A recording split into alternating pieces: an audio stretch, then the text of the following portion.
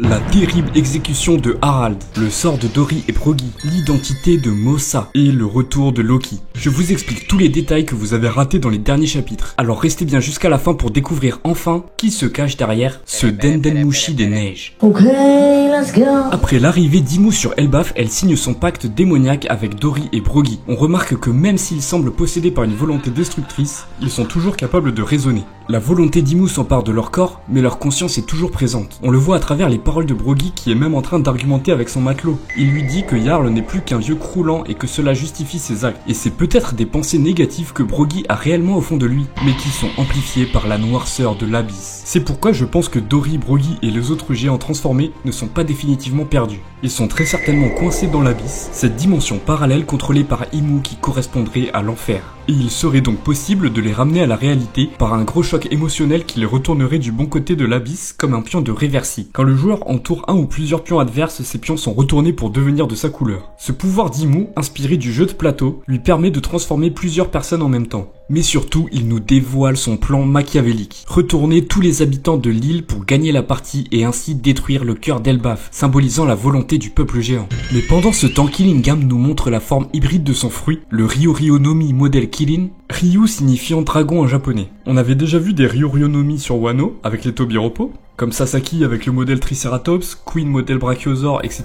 Il s'agit en gros de Zoan mythique du dinosaure. Mais on a désormais le modèle Killin, créature mythologique surnommée la licorne chinoise. Il est censé symboliser la sagesse et les temps de paix, et est parfois représenté avec une corne. Et c'est justement avec une corne que Killingam ramène ses invocations à la vie, dont de nombreux démons issus des cauchemars des enfants. Et il nous dit une phrase très intéressante. Maintenant qu'il est là, plus aucune pitié. On dirait vraiment un flemmard, mais un peu faillot quand même, qui veut se faire bien voir devant les profs. Et par cette phrase, il ne peut parler que de Imu. Alors quand on a vu les cheveux de Gunko pousser au chapitre 1149, on a pensé directement à un personnage féminin. Les cheveux longs nous auraient induit en erreur? Mais peut-être aussi que Killingam dit « il » dans le sens de « le seigneur ». Et dans les deux cas, j'espère vraiment qu'on verra un jour l'apparence humaine de Imu, qui devrait ressembler un peu aux Griffiths dans Berserk. Ce ne serait pas la première fois que Oda fait des clins d'œil à d'autres mangas dans son œuvre, et ce serait un très bel hommage à cette masterclass qui est Berserk. Et pendant que Killingam est en train de flex devant Imu, ces bons à rien de l'équipage sont toujours assis sur une branche de l'arbre. Ils ont pas bougé d'un centimètre? Non, c'est trop. Ça va faire 3, 4, 5 chapitres qu'ils sont en train de pleurer. Bientôt ils vont commander des pizzas ou quoi?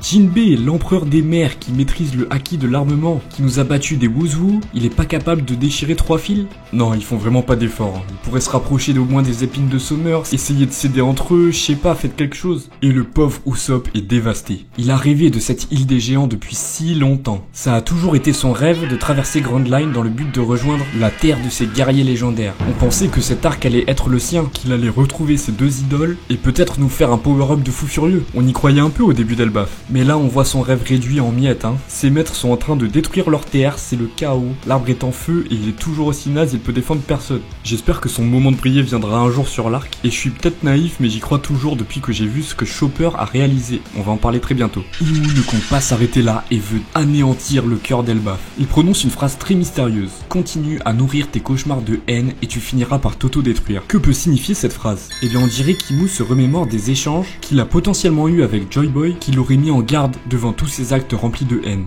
En parlant d'Imu, on apprend enfin que Harald a fait foirer son plan concernant Elbaf. Le père de Loki et Ashrudin, ayant retiré ses cornes de géant antique en symbole de paix, connaissait très bien les chevaliers au vu des paroles de Summers au chapitre 1140 quand il parlait de la tombe d'Harald. Il y a 14 ans, Loki a tué son père et mangé le fruit légendaire de la lignée royale. Mais au vu des paroles de Loki au chapitre 1143, on a de gros doutes sur le fait que ce soit vraiment Loki qui l'ait tué. Il y a peut-être juste été contraint. Mais ici, Ashrudin dit « T'as tué mon père Loki ». Et Loki ne dément à aucun moment. Donc pour moi, on a la confirmation ici que Loki a réellement tué son père, mais évidemment pas sans raison. Il a dû y être contraint. Alors j'ai mené mon enquête et j'ai lu et relu les derniers chapitres. J'y ai noté tous les éléments qu'on avait sur le passé d'Harald et Loki. Et en prenant en compte toutes les informations, j'en suis arrivé à 2 conclusions. La première hypothèse est que Harald soit un vendu. Derrière ses allures de pacifiste, il recherchait en réalité le pouvoir et s'est allié s'allier à Imu et aux chevaliers pour obtenir cette puissance et cette immortalité. Et Loki l'aurait surpris en train de comploter contre Elbaf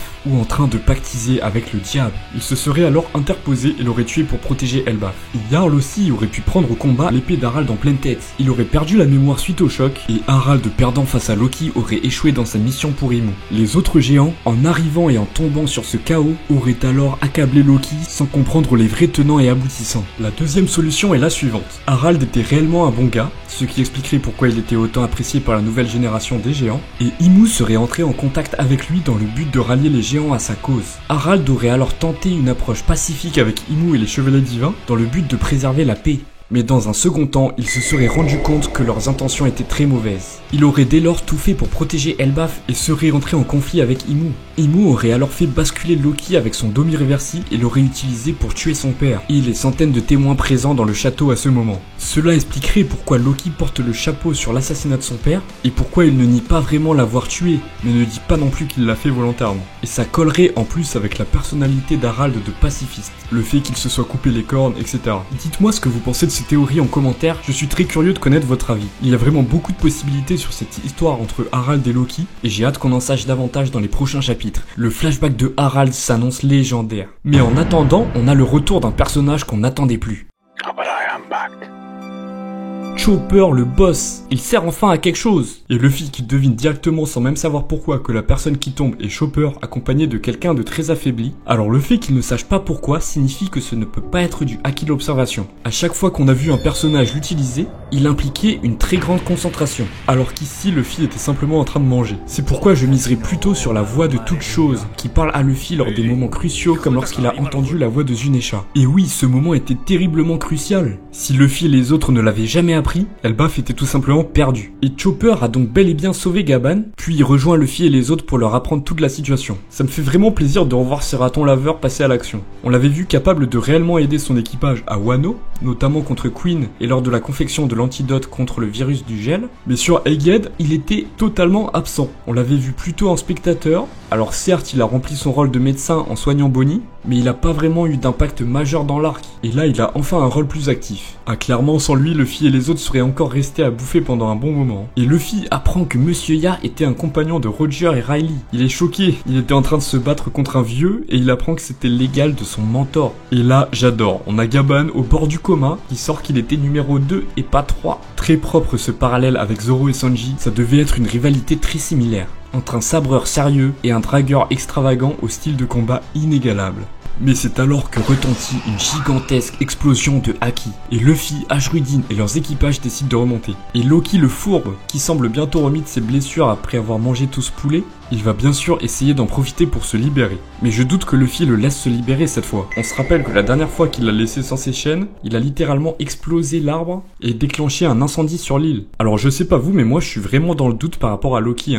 Luffy est persuadé que Loki n'est pas mauvais dans le fond, pourtant il est quand même hyper fourbe et il est connu pour faire que de la merde depuis qu'il est tout petit. C'est un pyromane qui a plusieurs fois brûlé les maisons du village pour s'amuser quand il était gosse. Il est toujours hautain, manipulateur et provocateur. Il a quand même annoncé vouloir détruire le monde, au cas où. Il a peut-être tué son daron, roi d'Elbaf, alors on n'a pas envie de lui faire confiance. Mais c'est frustrant parce qu'on meurt d'envie de connaître la vérité sur ce qui s'est passé avec Harald, et de savoir ce que Loki sait sur Shanks. D'un autre côté, il considère les dragons célestes comme des pourritures, et s'est opposé contre eux. Et son correspondant secret semble penser de lui qu'il est en réalité très gentil derrière ses airs effrayants. Vous l'avez compris, on arrive sur le sujet le plus brûlant. Mais alors qui est Mossa? Ce correspondant mystérieux de Loki qu'on découvrait au chapitre 1134. Tout seul depuis toutes ces années sur le monde d'en bas, Loki trouva refuge dans un escargophone des neiges, par lequel il entretient une correspondance avec un mystérieux personnage qu'on connaît peut-être déjà. Les deux ne se sont jamais rencontrés, mais sont amis depuis très longtemps, et s'appellent pour passer le temps. La personne au bout du fil a été traumatisée par une expérience horrible. Elle semblait confrontée à des ennemis. Et désormais, elle appelle pour lui dire tristement qu'ils ne pourront pas s'appeler pendant un certain temps,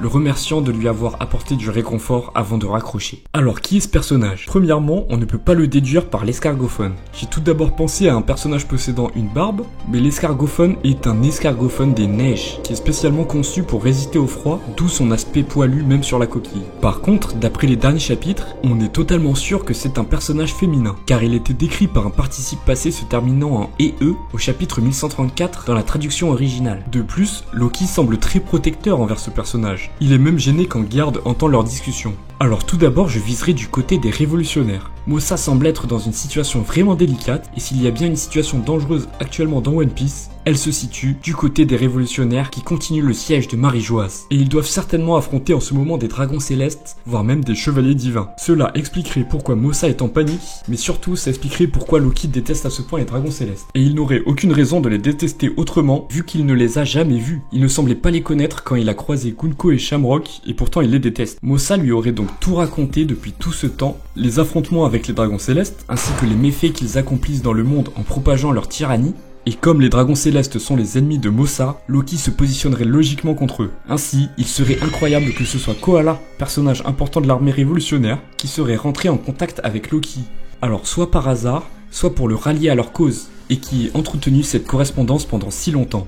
En tout cas, on est vraiment hype par l'affrontement qui va enfin avoir lieu entre Luffy et Gunko possédé. C'est vraiment un setup incroyable avec Loki qui va peut-être se libérer, le flashback d'Harald qui va arriver, la situation sur Marie-Joas qui va peut-être nous être révélée. D'ailleurs, dites-moi en commentaire ce qu'on va voir dans le prochain chapitre. D'ici là, portez-vous bien, sayonara.